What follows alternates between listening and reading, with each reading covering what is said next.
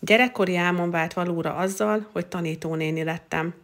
De amikor a lányom megszületett, akkor minden megváltozott. Rájöttem arra, hogy mindenképpen olyan munkát szeretnék végezni, amit itthonról is tudok, hogy minél több időt tölthessek vele. Először masször lettem. A masször vállalkozásomat egész hamar sikerre vittem.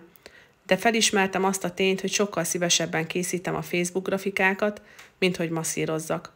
Ezért elkezdtem egy egyéves webdesigner képzést. Ma már webdesignerként segítek masszőröknek és segítő szakembereknek, hogy olyan legyen az online megjelenésük, amit saját maguknak megálmodtak, és ami emlékezetessé teszi őket.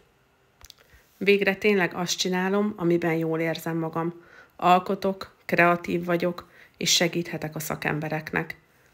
A lányommal is lehetek, ami számomra a legfontosabb volt a vállalkozásom elindulásakor.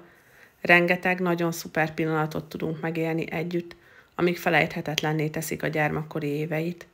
Ha úgy érzed, hogy hiányzik a kirakósból egyetlen egy puzzle, ami az online megjelenésed, akkor keress engem bizalommal, nagyon szívesen segítek neked.